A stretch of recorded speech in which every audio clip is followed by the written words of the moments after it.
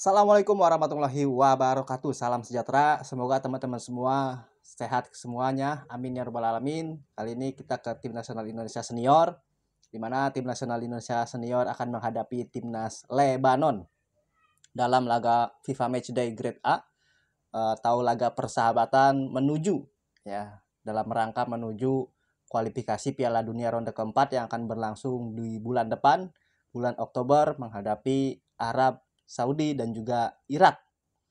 Tentu kemarin sebelumnya Indonesia juga sudah menjalani friendly match juga menghadapi Cina Taipei. Tim nasional Indonesia menang dengan skor 6-0. Itu merupakan kemenangan terbesar dalam sejarah Patrick Kluivert ya. Dan itu merupakan hal yang sangat wajar dan hal yang respect bagi tim nasional Indonesia terhadap tim Cina Taipei. Tentu kita tahu timnas Cina Taipei ini berada di peringkat 170-an dan Indonesia berada di peringkat 118. Tetapi dengan kemenangan menghadapi timnas Cina Taipei, Indonesia mendapatkan tambahan plus 3 poin dan berhasil naik satu tangga, yaitu berada di peringkat 117. Dan untuk Lebanon saat ini berada di peringkat 112 kalau tidak salah ya. Atau intinya dia masuk 110-an lah, atau antara 110 sampai 112. Dan apabila nanti Indonesia menang menghadapi Lebanon, tentu Indonesia akan mendapatkan tambahan poin sebesar 5, dan kalau kalah mendapatkan tambahan poin sebesar 0,18 atau 0,17, dan kalau kalah Indonesia akan mendapatkan pengurangan poin ya sebesar 4,80 kalau nggak salah. Jadi pertandingan ini merupakan pertandingan racikan atau kesempatan buat Patrick Kluivert untuk mencoba atau menguji bagaimana kedalaman skuad dari tim nasional Indonesia. Tentunya juga kita tahu bahwa pemain yang kemarin dimainkan pada saat menghadapi Cina Taipei, banyak pemain-pemain inti kita yang tidak main seperti Calvin Verdong, Jay Ijes, lalu juga Justin Hubner, lalu ada Kevin Dick itu tidak dimainkan.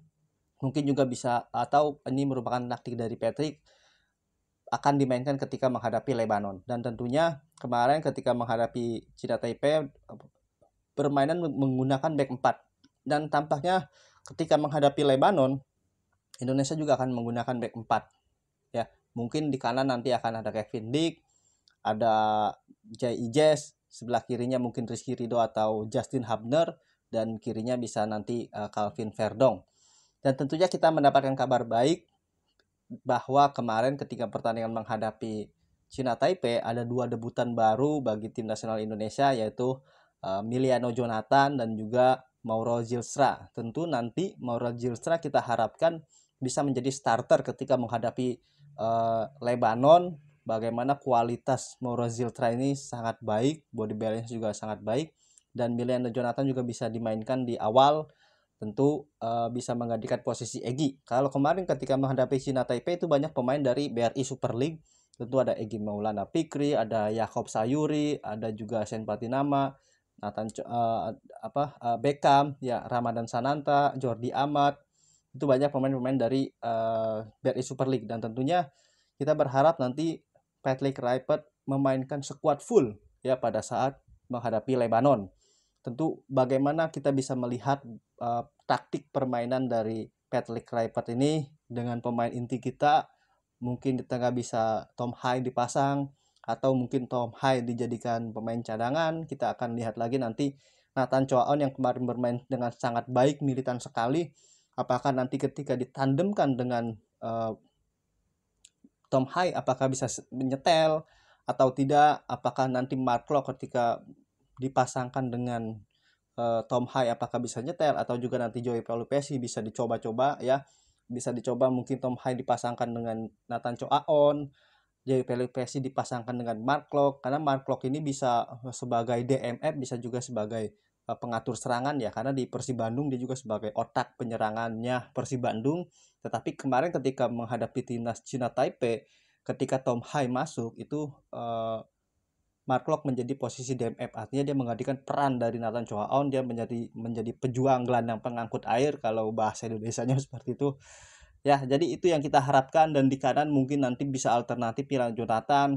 Apakah nanti Miliano Jonathan bisa lebih baik lagi bermainnya, karena pada saat menghadapi China Taipei debut, ada posisi dia di 1 lawan 1 dengan kiper dan tendangannya masih melenceng. Kalau itu terjadi mungkin itu menjadi debut yang bagus bagi Emiliano Jonathan dengan debut dan juga mencetak gol. Tapi dalam pertandingan menghadapi Lebanon ini tentunya yang kita harapkan memang kemenangan, tetapi yang terpenting adalah bagaimana pola permainan kita dari sisi bertahan lalu menyerang, bagaimana nanti kita ketika menghadapi serangan balik, apakah kita bisa dengan cepat turunnya pemain-pemain ini, lalu di lini tengah apakah pemain lini tengah kita bisa memutus aliran bola ya dari pemain Lebanon, karena itu yang sebenarnya kita harapkan dari friendly match ini. Adapun kalaupun menang itu tentu kita harapkan memang menang, tapi bagaimana striker kita, pemain depan kita atau pemain dari second line kita itu bisa memanfaatkan peluang. Tentu kita tahu gol ketiga dari Indonesia ketika menghadapi China Taipei itu Mark Klok mencetak gol, artinya ada alternatif dari sisi penyerangan untuk mencetak gol, tidak harus melalui striker, dan tentu Mark Klok ini bermain dengan sangat baik sehingga Egy Maulana Fikri kasih ke cutback ya ke Mark Klok sehingga di shoot menjadi gol. Dan itu merupakan pilihan juga.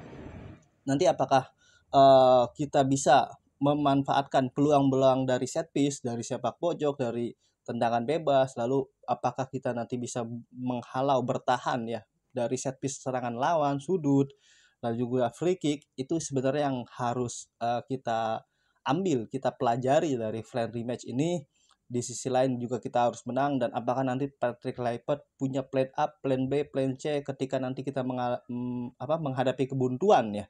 Ketika mungkin di babak pertama kita tidak mampu mencetak gol, apakah nanti di babak kedua alternatif serangan bisa dirubah oleh Patrick Kluivert dan kawan-kawan ya, jajaran pelatih. Itu sebenarnya yang kita harapkan dari pertandingan Lebanon menghadapi Indonesia. Tentu hasil kalah akan menjadi mungkin corengan bagi timnas Indonesia. Kalaupun menang, ini menjadi sebuah kepercayaan diri, modal yang sangat berharga ketika nanti kita akan berlaga di ronde keempat kualifikasi Piala Dunia yang akan berlangsung di Arab Saudi. Karena Lebanon ini mirip-mirip ya sama dengan Irak dan juga Saudi Arabia, karena Lebanon berasal dari negara Timur Tengah.